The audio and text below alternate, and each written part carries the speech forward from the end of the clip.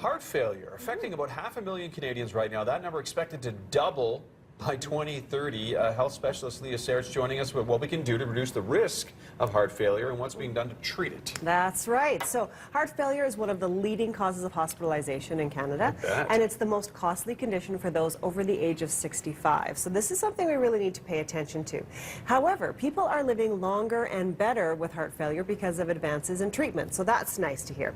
I spoke with the director of heart failure at the Libman Cardiovascular Institute of Alberta, and he says we first need to understand what heart failure actually is, because a lot of people still confuse heart failure with heart attack, and they're very, very different. So we know a heart attack is when you've got the artery going to the brain and or to the heart, and it gets blocked, and then part of the heart dies.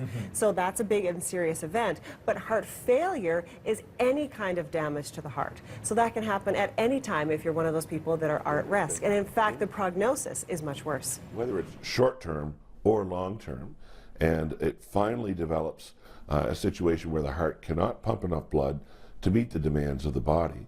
And it typically presents when someone has breathing problems, difficulty exercising, and has swelling. So there you go. So only about half of heart failure patients have actually even had a heart attack. Okay. Yeah, so that's the big difference there. The other big difference is when you have a heart attack, you basically get over it. If you have a stroke, you get over it. But with heart failure, it's there with you every single day. So it's going to be with you until you die. That's how the difference is right there.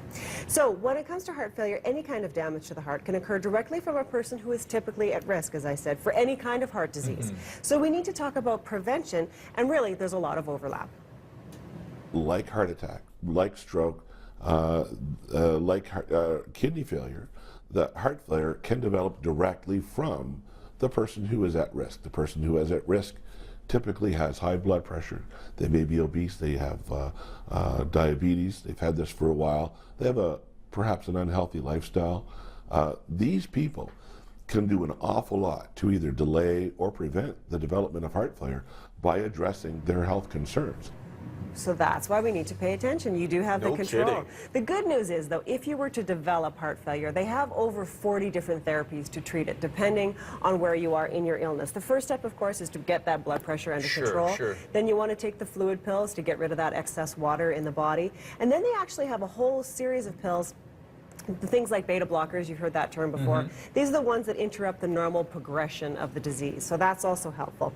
But the really exciting thing here that that Dr. Howlett was talking about is that within about the next year or so, we're going to hear about some even new medications, so that'll be very exciting. Okay, does everyone have access to the same treatment? No. That's an issue. That is the big issue when it comes to heart failure in this country. In fact, Dr. Howlett's really an advocate of this. He says we need to have a national strategy when it comes to heart failure, because depending on where you are in the country, you're going to get very different treatment, and maybe not the best treatment that you deserve. So he's really advocating for patients and saying, you know, we need to step up, we need to ask questions, and as a country, and we need to take responsibility for this and come up with a national strategy so that everybody gets the care they need right across the board. It's a standard care, and it's best practices Whether you care. live in Toronto, Yellowknife, Calgary, Vancouver, Exactly, wherever, or Red Deer, or out in the, you know, in the rural communities. We need to have a standardized care set that everybody can follow so that everybody gets the best care that they need. All right. All this information is going to be on your blog. All of it is on my blog, you bet. BreakfastTelevision.ca, that's where you can find that info. The guy with the info